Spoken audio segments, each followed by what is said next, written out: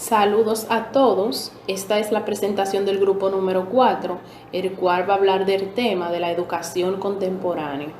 El mismo está formado por Dariel García, Mariano Lara, Francisco Fernández, Amaury Severino, Julio Guzmán, José Fortunato y quien les habla, Sara Peña. Yo le estaré hablando para dar inicio de la educación en la edad contemporánea. Contemporánea, ¿por qué? Porque es el nombre que se designa al periodo histórico comprendido entre la Revolución Francesa y la actualidad. En esta época abarca un total de 220 años entre el 1789 hasta el 2009, y la misma se caracteriza por las evoluciones y las grandes transformaciones artísticas, demográficas, sociales, tecnológicas y económicas de la época. Puedo decir que la educación en esa época abarcaba elementos que beneficiaban y brindaban un apoyo en las diferentes áreas del conocimiento, tales como eran las nuevas tecnologías de la información y la comunicación, y al estas estar bien o ser bien utilizadas, eliminaban lo que eran los accesos a nuevo conocimiento. Uno de los aspectos que se destacaba más en esta época era la discriminación que existía dentro de las aulas. La misma se daba por la insertación de personas de diferentes culturas, diferentes estatus económicos y la falta de la educación en valores. Esto que ya existía dentro de las aulas en esta época y solamente tenían presente lo que era impartir el nuevo conocimiento. En el siglo XIX fue un periodo de sistema nacional y de escolarización que organizaban diferentes países como lo que eran Reinos Unidos, Francia, Alemania, Italia y otros países europeos, los cuales fueron tomados como modelo por Argentina, Uruguay y Japón. Estos mismos intentaban occidentalizar lo que eran diferentes instituciones para establecer un sistema escolar universitario, para estos mismos tomarlo como modelo. En la época habían o funcionaban los planes de estudios, funcionaban diferentes planes de estudios para diseñar lo que era una base en el orden de la enseñanza y la disciplina. ¿Cuáles eran estos dos? Bueno, la lógica de la búsqueda de la verdad y la comprensión de la obra de Dios. Ya para finalizar, el propósito de la educación contemporánea en esta época era ayudar a profesores y era ayudar a estudiantes y profesores de ciencia de la educación ante el nuevo plan de estudio, o sea, ayudar a estudiantes y maestros ante el nuevo plan de estudio que se daba dentro del Ministerio de Educación. Es cuanto y paso a mi compañero. Buenos días, hoy le vengo a hablar sobre la historia en la República Dominicana. La historia de la educación en la República Dominicana, perdón. Mi nombre es Dariel García Bautista, soy integrante del grupo número 4, matrícula 18 PDS-1-042. Bien, para hablar de la historia dominicana, la historia de la educación en la República Dominicana, esto se remonta a lo que fue la Primera República, que esta se proclamó el 27 de febrero de 1844. Este periodo abarcó lo que fue 1844 hasta 1861, que para este año entonces estaba gobernando, o se podría decir, el presidente para aquel entonces, con la anexión a España, era Pedro Santana. Tomás Bobadilla fue el primer gobierno colegiado que tuvimos en el país. Cabe recalcar que en el 1844 la función educativa estuvo a cargo del Ministerio en Instrucción Pública, suprimido mediante la ley número 79 del 28 de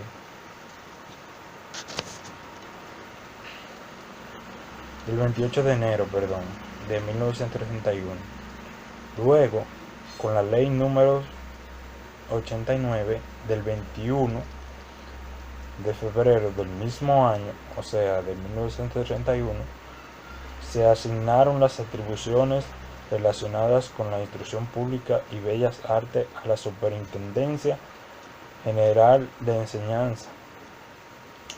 El 30 de noviembre de 1934, ya en el periodo de lo que fue el dictador, el Rafael Leónidas Trujillo, por la ley 786, fue creada la Secretaría de Estado de Educación y Bellas Artes.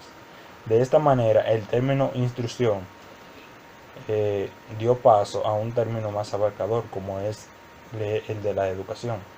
Cabe recalcar que en ese entonces, instrucción se le llamaba a lo que es ahora educación, que instrucción viene de instruir a alguien, a una persona, a que sea educada. En el 1965, mediante el decreto número 16, de fecha 4 de septiembre, le fueron transferidas a la Secretaría de Estado de Educación las funciones relacionadas con cultos, con la cual asumió el nombre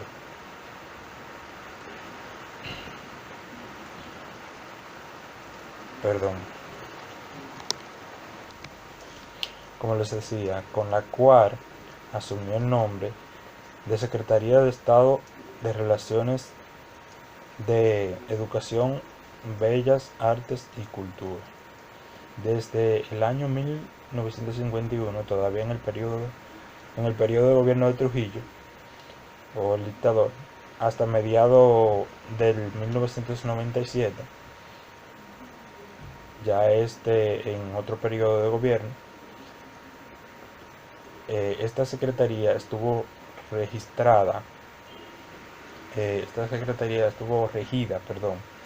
en su funcionamiento por la Ley Orgánica número 29-09 de fecha 5 de junio de 1951, la cual estableció la base normativa que rigió la vida institucional del sistema educativo dominicano hasta el 1997. Bien, con la promulgación de la ley número 66-97, que es la que conocemos hoy, el sistema educativo, de fecha 9 de abril de 1997, la Secretaría cambia nuevamente de nombre, adquiriendo el de Secretaría de Estado de Educación y Cultura, que luego le fue cambiado a su vez por Secretaría de Estado de Educación,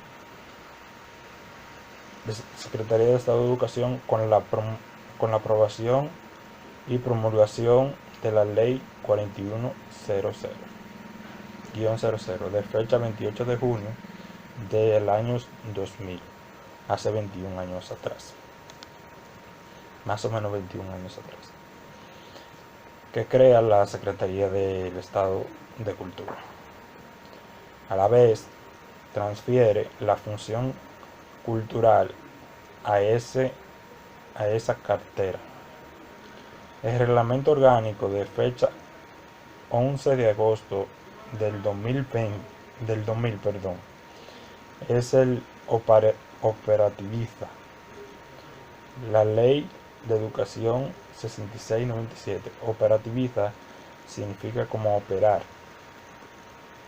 Bien, el sistema educativo de la República Dominicana se estructura en torno a 4 niveles: inicial, primario, secundario y superior. Ley General de Educación sancionada en 1997, ordenanzas expedidas por el Consejo Nacional de Educación promulgada entre 2013 y 2017. Este servidor se despide, continúo con mi siguiente compañero. Dios le bendiga. Cualquier pregunta o duda, estamos para aclararla o responderla. Muchas gracias. Muy buenas tardes, mi nombre es Mariano Lara y les estaré hablando sobre las características de la educación dominicana en historia. Bueno, la primera que les estaré hablando es sobre el sistema de aprendizaje a través de la observación, el pensamiento crítico y la elaboración de conclusiones por cuenta propia. No es un secreto que la educación anteriormente, los maestros solamente estaban para decirle a los alumnos qué tienen que hacer, qué deben de estudiar, cuándo deben de estudiar y cómo tienen que hacerlo. Los alumnos en esa etapa, en esa época, no tenían derecho a elegir o decidir algo por decisión propia. Ya actualmente ya en un tiempo se ha venido desarrollando que los alumnos pueden tomar sus propias conclusiones, pueden analizar, pueden elegir ellos mismos lo que quieren estudiar, pueden ellos mismos sacar sus propias conclusiones. La siguiente característica es que nos transmiten los valores, y los conocimientos acumulados de una sociedad. Esto es real. Anteriormente los valores se pasaban de una sociedad a otra, ya que los alumnos o la persona, por ejemplo, hacían lo que su padre o su superior hacían, de ellos aprendían y de ahí ellos seguían el ritmo de vida que el padre tenía, por ejemplo, o la familia tenía. Por ejemplo, ellos tenían respeto, tenían también el esfuerzo de trabajar, porque ahora mismo no todas las personas tienen esa voluntad de trabajar, de ser alguien. La siguiente característica es que la educación formal, presencial o a distancia, que todo favorece al sistema dominicano. Bueno, más ahora que a distancia está favoreciendo con esta pandemia. Gracias a ella nosotros seguimos con nuestros estudios, podemos seguir avanzando. Eso no fue obstáculo para nosotros porque ya se implementaron nuevas medidas, abrieron plataformas que uno pueda tomar sus clases y seguir estudiando normalmente. Aunque no es lo mismo, pero lo estamos haciendo y avanzando y ahí vamos. La siguiente característica es que la educación es formadora de las actitudes y valores del estudiante. Ahí viene con lo anterior, con lo que dije anteriormente, que es de ahí que uno aprende, ya que el que está por ejemplo el maestro tiene esos valores, y esos mismos valores que nos va a enseñar a nosotros aprendemos de ellos. Esto viene principalmente a lo que son los maestros de primaria. También se utiliza mucho en lo que es la escuela tradicional, que los maestros enseñaban a los alumnos cómo es todo lo que ellos tenían que hacer. Entonces ahí se le entraba por del cuerpo los valores de una manera muy estricta. Eso es todo de mi parte y lo veo con mi siguiente compañero. Muchas gracias. Buenas tardes, mi nombre es Francisco. En el día de hoy les estaré hablando acerca de la educación o el origen de la educación en Occidente. Bueno, luego de hacer un estudio exhaustivo y repasar algunos eventos que se vieron asistidos por el influjo del cristianismo, que fue el principal precursor de la educación en Occidente, es bueno que en la historia de las sociedades es evidente que la educación formativa propició un espacio abierto para que en ellas interactuaran y evolucionaran diversos métodos de enseñanza que nos llevarían a la eficacia de la educación que hoy en el día contamos y tenemos. Puedo decir a manera de confianza que difícilmente estaríamos ubicados en el lugar que actualmente estamos si la iglesia no hubiera hecho aportes tan significativos a la educación. Entonces, dicho esto, en aquel entonces, Irlanda, luego de que España, España y otros países del continente europeo estaban en una dificultad y conflictos bélicos en toda Europa, dado que la influencia de los bárbaros, con la excepción de Roma, estaba marcado por un espíritu belicoso o un espíritu de guerra. Entonces, esto dificultó que la educación en ese tiempo se llevara con una calidad y con la relevancia que de verdad querían. Entonces, de ahí en adelante surge lo que es el Renacimiento, que los letrados, básicamente monjes, comenzaron a repensar y los cristianos comenzaron a tener un gran propósito educativo y humanista. Entonces, eso estuvo enfocado en lo que es la educación ahora en Occidente, que hoy en el día conocemos. Entonces, Juan Luis Vives, que fue un escritor, escribía y decía que básicamente lo que tú expresas y la educación que tú recibes, eso es básicamente lo que tú vas a transmitir. Entonces, este relevante papel que tuvo este hombre que también puedo mencionar, que es San José de Calasanz, que fundaba un barrio romano y que ofrecía la educación de manera gratuita, dándole un repaso a todo lo que era la historia, y de esta manera permitía de que nuevas personas tuvieran acceso a la educación. Entonces, la educación, básicamente, según lo que hemos visto, también se transmitía de generación en generación, y la autoridad máxima era la iglesia, y por ende era la que transmitía la educación, y los rabinos y los monjes eran los que tenían el derecho, o era lo que el gobierno o el reino había nombrado para que educara básicamente a las personas. Entonces, en manera de resumen, puedo decir que no tendríamos una educación de calidad, básicamente, si la iglesia no hubiera intervenido y el cristianismo no hubiera intervenido en lo que es la educación. Entonces, eso me llega aquí en manera de resumen, de que la iglesia, de que la educación en Occidente básicamente ha sido una recolección de todas esas sociedades como China, India y Europa, que hemos venido prácticamente teniendo cierta similitud, ya que en un principio se transmitía de generación en generación también la iglesia. Así pasó en un principio en Occidente. Actualmente tenemos una educación basada en competencias, tenemos una educación muy diferente, ya que los medios nos han facilitado tener una educación como la que tenemos actual. Entonces, eso es todo por mi parte. Muy buenos días, mi nombre es Amaury Severino Figueroa, integrante del grupo número 4 de la asignatura Corriente Educativa.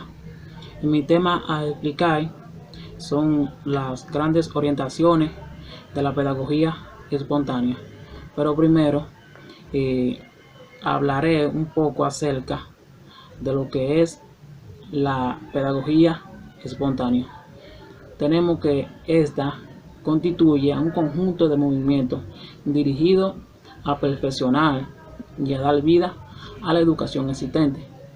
John Dewey es uno de los representantes más destacados sobre este tipo de educación, quien nos relata además que es la suma de conceptos que identifican al hombre que se desea formar, caracteriza su información, determina sus principios, leyes, métodos, estrategias, técnicas para desarrollar el proceso educativo que conlleve a la formación del hombre integral, capaz de caminar como persona, y de la formación de un grupo social en el que se desenvuelve. Ahora bien, continuando con el tema, las grandes orientaciones de la pedagogía contemporánea, tenemos como número 1, la escuela debe de proporcionar un ambiente educativo apropiado, Como número 2, tenemos que los maestros deben ser guías de carácter amistoso y accesible.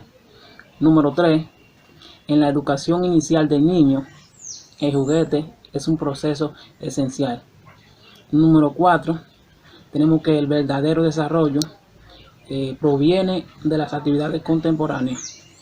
Y como número 5, el niño no debe ser iniciado en una nueva materia sin antes no esté maduro para ella. Es todo, gracias. Muy buenos días, mi nombre es José Antonio Fortunato Nolasco. Estaré compartiendo con ustedes el tema asignado, la pedagogía católica.